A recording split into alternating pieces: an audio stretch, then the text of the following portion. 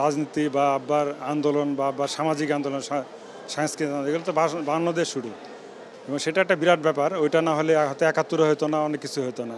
আব্বার স্বাধীনতার পরে আমি দেখেছি যে সব কিছুর ব্যাপারে দেশের রাজনীতি কীভাবে চলতেছে, সামাজিকতা কীভাবে চলতেছে, দেশের অর্থনৈতিক মুক্তি কীভাবে আসতে পারে, এসব ব্যাপারে আপনার অনেক লেখালেখি করেছে আব্বা।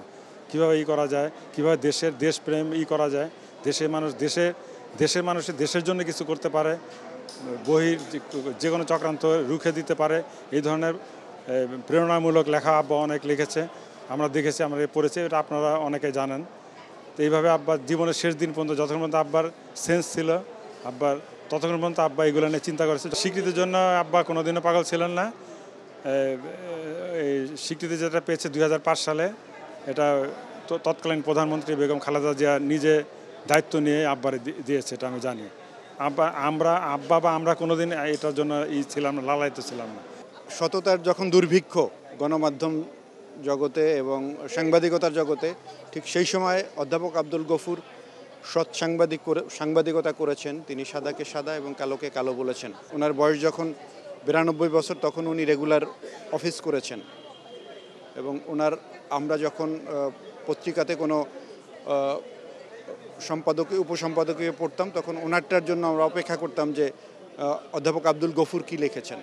তো আজকে তাকে আমরা হারিয়েছি। আপনারা জানেন যে অধ্যাপক আব্দুল গফুরকে হারানো মানে আমাদের একটি নক্ষত্রের পতন। আমরা তার আত্মার মাগফিরাত কামনা করছি।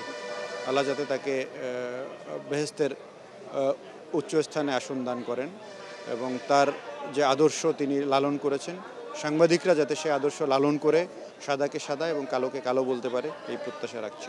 আমি বলতে পারি চ্যালেঞ্জ দিয়ে যে এখনকার স্কুল, কলেজ, ইউনিভার্সিটি পর্যন্ত যদি 1000 ছেলে মেয়েকে জিজ্ঞেস করা হয়, একজনও বলতে পারবে না যে অধ্যাপক আবুল গফুরকে। এটা আমাদের জন্য দুর্ভাগ্যজনক।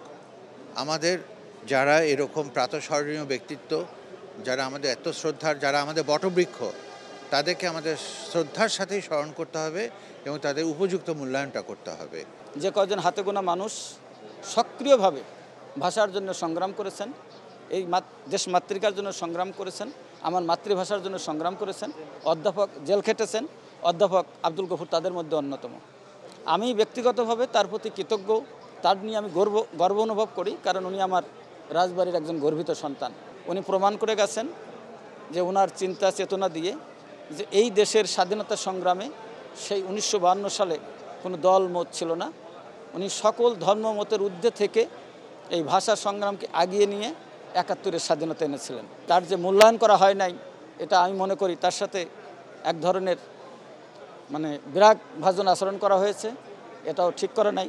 যে সরকারই থাকুক, যে পক্ষের লোকই থাকুক, এটা আমরা কখনোই প্রত্যাশা করি না। কারণ গুণীর রাষ্ট্র, দল, সমাজ, গোত্র নয়। গুণী যিনি, তাকে সর্বজন শ্রদ্ধা করতে হবে।